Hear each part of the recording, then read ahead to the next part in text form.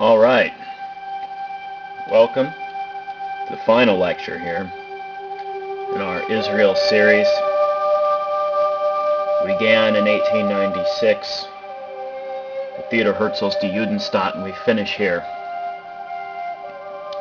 with the question of peace.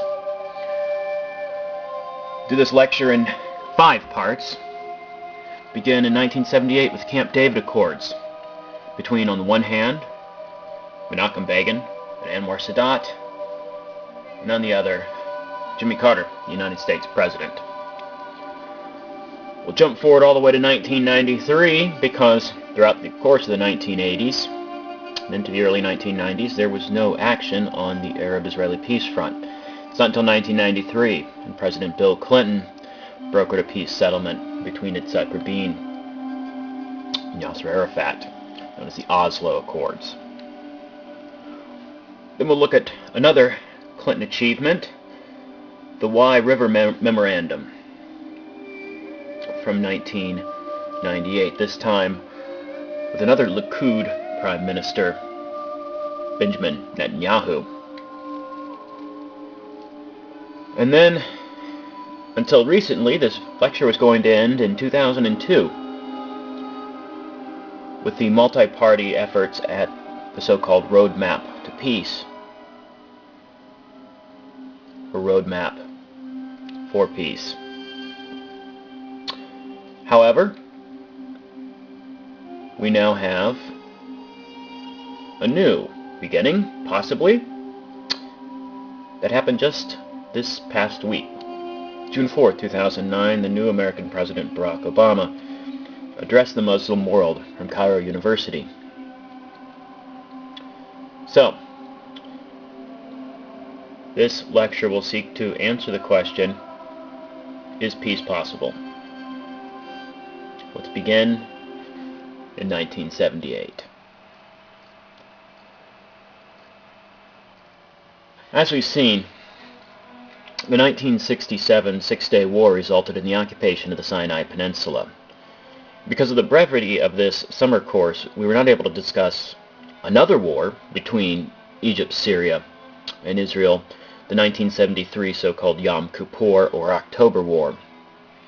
We didn't talk about it because it resulted in a status quo ante with no real substantive changes happening in terms of the occupation situation. However, in 1978, the new American president, Jimmy Carter, was able to bring together, on the one hand, Menachem Begin, the first Likud Prime Minister of Israel, and Anwar Sadat, President of Egypt, a man who had succeeded Gamal Abdel Nasser, architect of the 1967 Six-Day War. In our primary source evidence for this, the Accord itself, there are 2 United Nations resolutions which are mentioned repeatedly, UN Resolution 242 and UN Resolution 338. UN Resolution 242, in case you haven't Googled it already, was passed by the Security Council the days after the 1967 Six-Day War. It required that Israel, on the one hand, leave occupied territories, and on the other hand, for neighboring Arab countries to formally recognize the State of Israel. UN Security Council Resolution 338 dates from the 1973 Yom Kippur War, and essentially is a mandate to obey UN Security Council Resolution 242. So, with that out of the way, let's take a look at this document. There are several issues that are attempted to be hashed out here in terms of the Palestinians and their plight here in the section entitled The West Bank and Gaza. There are statements about the need for a freely elected government for the Palestinians, for full autonomy for the inhabitants of the West Bank and Gaza. This is, recall, 31 years ago. And a call for withdrawal from these occupied territories, with 1983 as a goal. Well, obviously that didn't happen. The situation vis-a-vis Egypt and Israel on page 4 is where the rubber meets the road here in this document.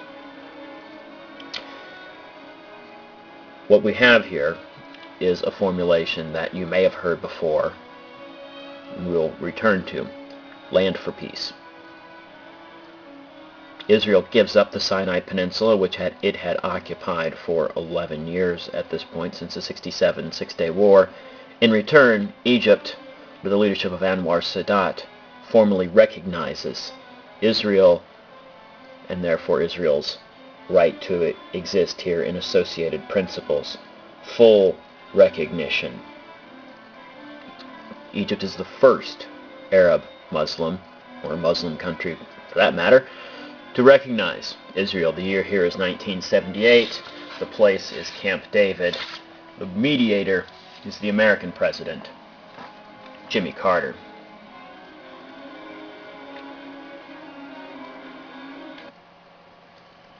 The 1980s came and went without any substantial attempts at negotiating a peace settlement between the Palestinians and the Israelis. The presidencies of Ronald Reagan and George H.W. Bush, therefore, saw no real action on this front. However, with the election of Bill Clinton in 1992, there was a great deal of energy spent trying to solve the Palestinian-Israeli problem. And in September of 1993, President Bill Clinton brokered the so-called Oslo Accords between Yasser Arafat, the representative of the PLO, Palestinian Liberation Organization, and therefore the Palestinian people, and Itzhak Rabin, Prime Minister of Israel, a member of the Labour Party, the left wing that had dominated Israeli politics from the founding in 1948 all the way up through Menachem Begin's election in 1977. We take a look at this document. We see things that are not unlike what was hashed out in theory between Israel and Egypt in the 1978 Camp David Accords. We again see reference to Articles 242 and 338, which essentially means Israel needs to leave the occupied territories because, according to the United Nations Charter, it is illegal to conquer by force territory and hold it, annex it as your own. You cannot benefit from aggressive war, even defensive war for that matter, and that's essentially what Israel has done to the occupation of West Bank, Gaza, the Golan, and until 1978, the Sinai Peninsula.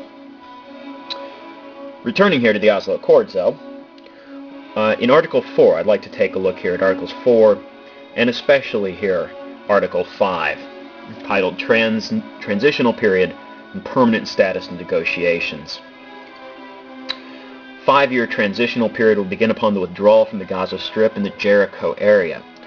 Permanent status negotiations will commence as soon as possible. It is understood that these negotiations shall cover remaining issues. This is where it gets tricky. We'll return to the Palestinian Authority in just a moment. Remaining issues here in Article 5. Jerusalem, refugees, settlements, and security. To say these are just, quote, remaining issues is the understatement of the century.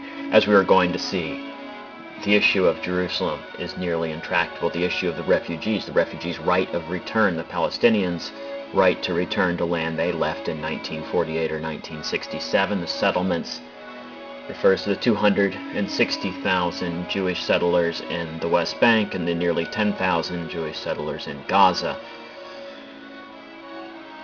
And security, of course, is the Israeli concern here to prevent acts of terrorism against their civilian population. In Article 7, the Council is addressed. This Council would eventually become known as the Palestinian Authority, or the PA.